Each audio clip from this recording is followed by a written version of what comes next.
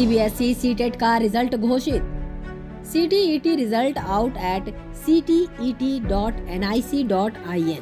केंद्रीय माध्यमिक शिक्षा बोर्ड सीबीएसई ने शुक्रवार को केंद्रीय शिक्षक पात्रता परीक्षा या सीटेट के दिसंबर 2022 सत्र के परिणाम की घोषणा कर दी है।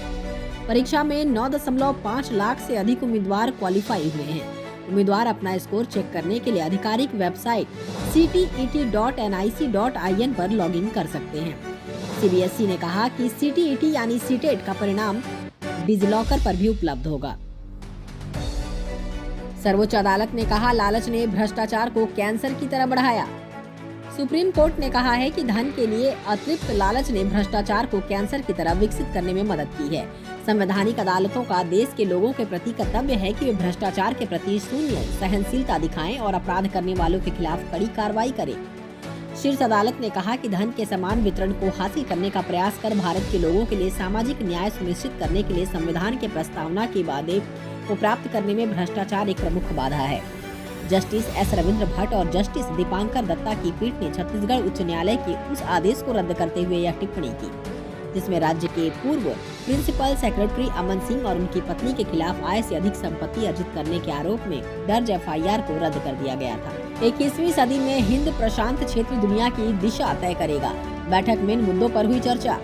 भारत के नेतृत्व में क्वाड के सदस्य देशों के विदेश मंत्रियों की बैठक आज नई दिल्ली में हुई।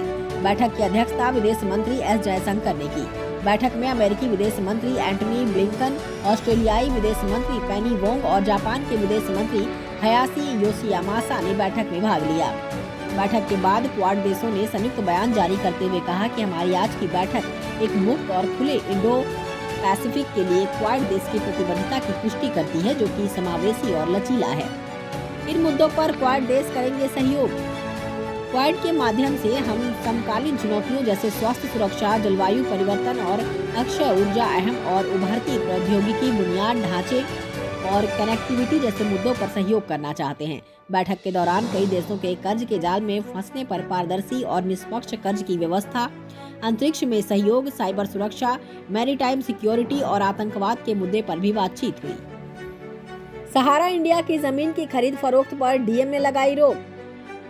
बहदराबाद में स्थित सहारा इंडिया कंपनी की जमीन की खरीद फरोख्त पर जिलाधिकारी विनय शंकर पांडे ने रोक लगा दी है। कंपनी पर निवेशकों की ओर से लगाए गए करोड़ों रुपए के भुगतान के बजाय उन्हें गुमराह करने का आरोप लगाया गया है। शासन में की गई निवेशकों की शिकायत पर जिलाधिकारी ने ये कार्रवाई की है। बहादुराबाद क्षेत्र में रियल एस्टेट में निवेशकों का करोड़ों रुपए लगवाने वाली सहारा इंडिया कंपनी की लगभग 550 बीघा जमीन है।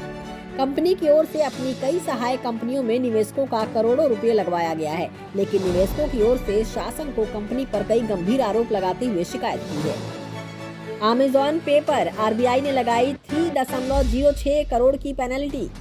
रिजर्व बैंक ऑफ इंडिया यानी RBI ने शुक्रवार को अमेज़न पे प्राइवेट लिमिटेड पर 3.06 करोड़ रुपए की पेनल्टी लगाई है। कंपनी नो योर कस्टमर यानी KYC से जुड़े निर्देशों का पालन नहीं कर रही थी। RBI ने कहा कि payment and systems settlement act 2007 के सेक्शन 30 के तहत जुर्माना लगाया गया है। टाटा मोटर्स ने 50 लाख गाड़ियां बनाने का रिकॉर्ड बनाया।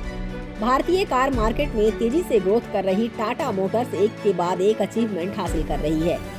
आज कंपनी ने 5 मिलियन यानी 50 लाख गाड़ियों के प्रोडक्शन का आंकड़ा पार कर एक और रिकॉर्ड दर्ज कर लिया है।